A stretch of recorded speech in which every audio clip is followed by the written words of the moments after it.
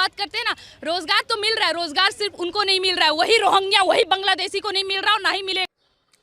আসসালামু আলাইকুম দর্শক, আসাদুদ্দিন ওয়াইসি মুসলমানদের হয়ে যদি সামান্যতম কিছু কথা বলে, মুসলমানদের হক অধিকার নিয়ে কথা বলে, তখন তাকে বলা হয় ভড়কাও ভাষণ, দাঙ্গাবাজি নেতা। কিন্তু আজকে এই সমস্ত বাচ্চা বাচ্চা মহিলাদের, মেয়েদের, বাচ্চা বাচ্চা ছেলেদেরকে ইউজ করে বিজেপি কিভাবে রাজনীতি করছে দেখুন। ভারতের ইতিহাসকে বিকৃতভাবে উপস্থাপন করে কিভাবে বক্তব্য পেশ করছে। আচ্ছা বলুন তো, এই ধরনের বক্তব্য শোনার পরে হিন্দু যুবক যুবতীদের মেন্টালিটিটা কেমন হবে, তাদের চিন্তা ভাবনা কেমন হবে, মুসলমান সম্পর্কে তাদের চিন্তা ভাবনা, তাদের আইডিওলজিটা কেমন হবে? এইভাবে কি দেশে শান্তি শৃঙ্খলা বজায় রাখা সম্ভব? এই ভিডিওটি আপনাদের সাথে শেয়ার করব। শেষ পর্যন্ত দেখলে আপনি বুঝতে পারবেন যে মুসলমানদের বিরুদ্ধে কিভাবে তারা ষড়যন্ত্র করছে, কিভাবে দেশে দাঙ্গা বাঁধানোর চেষ্টা করছে। বাচ্চা বাচ্চা মেয়েদেরকে ইউজ করে হিন্দু যুবক যুবতীদের মেন্টালিটি অন্যরকমভাবে তৈরি করার একটা মানসিকতা, একটা টেন্ডেন্সি তারা তৈরি করে ফেলেছে এবং তারা আপ্রাণ চেষ্টা করছে এটা করার জন্য। এখন এর বিরুদ্ধে যদি প্রোটেস্ট না করা হয়, বিরুদ্ধে যদি প্রতিবাদ না করা হয়, তাহলে কিন্তু এটা একসময় বাড়তেই থাকবে। পরবর্তীকালে এর রেজাল্ট কিন্তু খুব খারাপভাবে মানুষের সামনে আসবে। কারণ এই ধরনের বক্তব্য শোনার পরে যে কোনো হিন্দু যুবক যুবতী, হিন্দু ভাই বন্ধুরা কিন্তু মুসলমানদেরকে খারাপভাবে জানতে পারবে। আপনাদের সাথে ভিডিওটি শেয়ার করছি, শেষ পর্যন্ত দেখুন এবং আপনার যে রায়, আপনার যে মতামত অবশ্যই কমেন্ট বক্সে কমেন্ট করবেন। ভিডিওটি শেষ পর্যন্ত দেখার পরে আপনার প্রত্যেক মুসলিম ভাই বোন, হিন্দু ভাই বোনদেরকে শেয়ার করবেন, যাতে করে সবাই এই ধরনের প্রতারণা থেকে বিরত থাকতে পারে। सिर्फ हिंदू मुसलमान पे बात करेंगे ना, अगर आप सिर्फ हिंदू मुसलमान पे बात करते हैं, मैं आपको तथ्य बताती हूँ, गलत होंगी तो अभी इस्लाम धर्म को कबूल करूंगी। जय पृथ्वीराज चौहान, सबको पता था कि हमारे पृथ्वीराज चौहान की अस्थियां कहाँ थी। मोहम्मद गौरी जिसकी कब्र अंदर खुदी थी, वहाँ पे सामने में रखी हुई थी हमारे पृथ्वीराज चौहान की अस्थियां। और क्या रूल था सुनिए, हमारे इस्लाम, हमारे भाईजान का रूल सुनिए। जूते खोल के हमारे पृथ्वीराज चौहान के अस्थियों पे ऐसे जूते मारे जाते थे और फिर मकबरे पे जाते। आप भाईचारा निभाने की बात कर रहे हैं, गाय का भाईचारा, आप भाईचारा। और दूसरी नंबर बात, अगर आप सिर्फ हिंदू मुसलमान पे बात करेंगे ना, अगर आप सिर्फ हिंदू मुसलमान पे बात करते हैं, मैं आपको तथ्य बताती हूँ, गलत होंगी तो अभी इस्लाम धर्म को कबूल करूंगी। सुनिए मेरी बात, हमारा धर्म भाषा क्या है? हिंदी। हमारी प्राचीन भाषा क्या है? संस्कृत। हमारा वेद, हमारा महाभारत, हमारा रामायण, हमारा गीता, हमारा पुराण लिखा है किस भाषा में? संस्कृत भाषा में। कुरान जिस भाषा में पढ़ा जाता है, लिखा जाता है, वो है अरबी भाषा। अरबी क्या इस देश की भाषा है? वो अरब कंट्री की। तो आप इस देश के नागरिक कैसे हुए? बताइए कैसे हुए? सिर्फ हिंदू मुसलमान की बात करते तो लीजिए, मैं सिर्फ हिंदू मुसलमान की ही बात कर रही हूँ, उसी पक्ष पे हूँ। यही तो मौलाना मदनी आज कह रहे हैं इस देश में हिंदुओं को मुस्लिमों को चलने के लिए जगह तक नहीं है। इस देश में कट्टरता इतने जगह नहीं है कि हमारी, देखो सुनिए ना, मुसलमानों के पास इतनी जगह नहीं है, इसीलिए तो हमारा अखंड भारत, हम हिंदुओं का भारत 83 लाख वर्ग किलोमीटर क्षेत्रफल तक फैला हुआ था, आज 33 लाख वर्ग किलोमीटर क्षेत्रफल तक पहुंच गया है। और मुसलमान कहते हैं आपको चलने की आज़ादी नहीं, हमें तो जिंदा रहने दो। कल मैं एक लाइव टीवी में गई थी, वहाँ पे मैंने साफ उन्होंने कहा था कि एक मुसलमान थे, मौलवी थे, उन्होंने कहा कि आप कपड़े देख के जज करते हो। उस वक्त मुझे वो सवाल नहीं पूछने दिया गया था, लेकिन मैं अब ये सवाल पूछती हूँ, अगर वाकई में, तब तो आपका ये मानना सही होगा।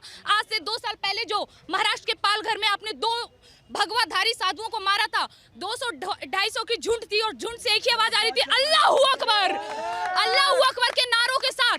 जब आप उन 2 साधुओं को इसलिए मार रहे थे क्योंकि उन्होंने भगवा रंग पहना था, तो इस बात को आप स्वीकार करिए कि रंग देखकर आप भेदभाव कर रहे हैं, ना कि हम।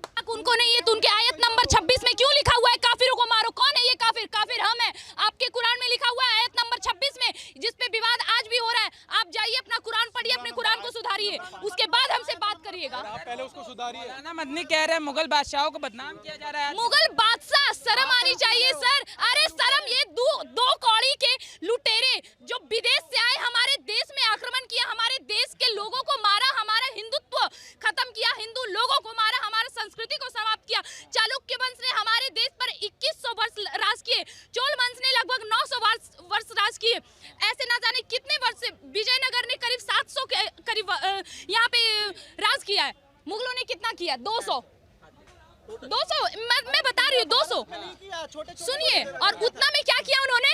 हमारा संस्कृति जिससे हम लोग अपने राम को, अपने आराध्य को, अपने भगवान को जान सकते थे, नालंदा का विश्वविद्यालय, उसको जलाकर राख कर दिया। एक दिन में 250 लाख जनऊ ना जला ले, 2.5 लाख जी नहीं वो औरंगजेब 2.5 लाख जनऊ ना जला ले, उसकी आत्मा को संतुष्टि नहीं मिलता था। इस औरंगजेब बाबर अकबर को आप महान बताते हो? अरे घिन्ना है ऐसे नेता पर सर, घिन्ना है। अब मैं ये कह रही हूँ 2 कौड़ी के वो मुगल, अब 2 कौड़ी के आप भी जी। क्यों कोशिश हो रही है देश में मुगल को महान बताने की? सर इस ओवैसी हो चाहे सब हो, देखिए मुगलों को इसलिए महान बताया जाएगा ताकि वो अपना इतिहास पढ़ाएंगे। देखिए हम लोग कैसे भारत पर राज किए थे, कैसे हमारे पूर्वजों ने इस देश पर आक्रमण किया था, कैसे यहाँ के हिंदुओं को समाप्त किया था। देखो हमारी तानाशाही कैसे दर्जन पे दर्जन पैदा करते गए और इस देश को गजवा हिंद कर दिया। यही प्रूफ करना चाहते हैं जो अब भारतीय जनता पार्टी के राज में अब बिल्कुल ये सफल नहीं हो सकता है जी। वो तो कह रहा है भारतीय जनता पार्टी आग का माहौल देश में आग फैला रही है। विष्णु जैन जिस तरीके से ज्ञानवापी पे कमेंट कर रहे हैं, देश में जल जाएगा देश, उनको जेल में आपने जलने का बात करा है ना, तो मैं सिर्फ एक मुद्दा बोलती हूँ, हिंदू मुसलमान करिए साइड। 2012 में हमारी सैनिक जो ज्वाला प्रति होती है वहाँ, उसको उस मूर्ति को तोड़ने का कार्य किसने करा था? किसकी सरकार थी उस वक्त? हिंदू मुसलमान कार्य करने ये जो हो रहा है ना, ये सरकार नहीं कर रही है। और जो इनका एक मुद्दा बना हुआ है बेरोजगारी पे बात करिए। हिंदू मुसलमान और मस्जिद मंदिर से कुछ नहीं होगा, तो सुनिए अगर मस्जिद मंदिर पर कुछ नहीं होगा ना तो खुद ने दीजिए, वहाँ पता चल जाएगा। यहाँ पे जो राज किए थे ना 2 कौड़ी के जिनके 2 कौड़ी छोड़िए सर, कौड़ी भर औकात नहीं था उस राजाओं को, ठीक है। आज उनका तस्वीर देखिएगा, राजा तो कहीं से नहीं लगते थे, इतने भी नहीं आते थे हमारे राजाओं के, महाराणा प्रताप और शिवाजी के, महाराणा प्रताप और शिवाजी के हमारे इतिहास में पढ़ाया गया है।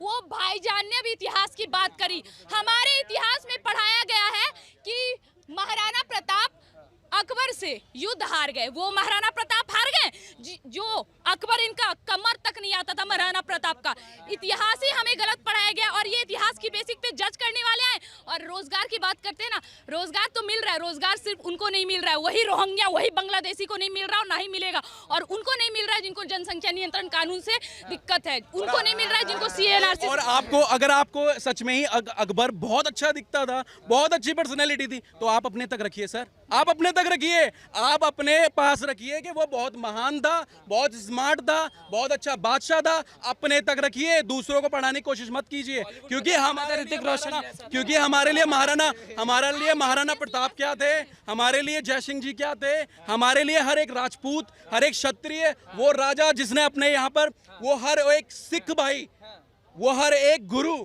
जिसने इस देश के लिए शहादत दी, वो हमारे लिए महान है और बहुत अच्छा दिखता है। अच्छा सर, सवाल एक ही मेरे दिमाग में, अभी इस्लाम के जानकार थे, मैंने पूछा कितने टाइम के नमाजी हो, क्या बताया था समझ नहीं आया मुझे। मगर मैं आपसे समझना चाहता हूँ, आप लोग जैसे हैं, हैदराबाद में मस्जिदें टूटती हैं, कई मस्जिदें कब्जा के, मैंने लखनऊ में खुद देखा, उन्हें दुकान बना दिया गया, मगर वहाँ ना किसी सिया को दिक्कत होती है, ना किसी सुन्नी को दिक्कत होती है, ना किसी मुसलमान को दिक्कत होती है। मगर दिक्कतें तब शुरू क्यों हो जाती है जब बात होती है ज्ञानवापी की, जो कि कोर्ट के माध्यम से हो रहा है, जहाँ पे कब्जा नहीं किया जाता। अगर आप वर्क बोर्ड के ऑफिस में जाएंगे तो आप देखेंगे ऐसे बहुत सारे विवाद वहाँ पे पहले से। मगर ये दिक्कतें तब शुरू क्यों होते हैं जब मथुरा की बात हो या ज्ञानवापी की बात? क्योंकि इनको ये चिल्ला रहे थे, क्योंकि हर जगह इनको चाहिए ना, हर जगह इनको मस्जिद चाहिए। गजवाए हिंद वही है ना, आप अपने धर्म को सेव कर रहे हो ना, आप हैवी, वही सही बोल रहे हो मेरे भाई, हावी करना चाहते हो, आप हावी दिखाना चाहते हो कि आप हावी हो रहे हो, आप दिखाते रहिए, यहाँ पे हर कोई जागरूक है। आप अपने काम कीजिए, हम अपना काम कर रहे हैं। आपको तब रोजगार की चिंता क्यों नहीं होती, जब सब चीजें संविधान के तरीके से चल रही होती हैं। रोजगार की इस समय चिंता नहीं, इस समय चिंता है हिंदू मुस्लिम भाईचारे की, जैसे मौलाना मदनी हो गए, मुस्लिम पर्सनल लॉ बोर्ड। कौन सा भाईचारा आज तक कौन सा भाईचारा आप निभाते आए हो? कौन सा निभाते आए हो? कश्मीर में कुछ भी हुआ, आपने कौन सा भाईचारा निभाया? उसमें आपने चारा बना के सारे हिंदुओं को मार काट के भगा दिया, तब आपने चारा बनाया। आज जब हम अपने मंदिर की बात कर रहे हैं, अपने धर्म की बात कर रहे हैं, तब आपको भाईचारा समझ में आ रहा है। आप आज भी चारा बनाने की कोशिश कर रहे हो। सर, आप अब चारा नहीं बना पाओगे, वो जनरेशन दूसरी थी, ये जनरेशन दूसरी है। आप अपने धर्म की बात कर रहे हो, हम अपने धर्म की बात कर रहे हैं। हम अपने धर्म के लिए कुछ भी करने के लिए तैयार हैं।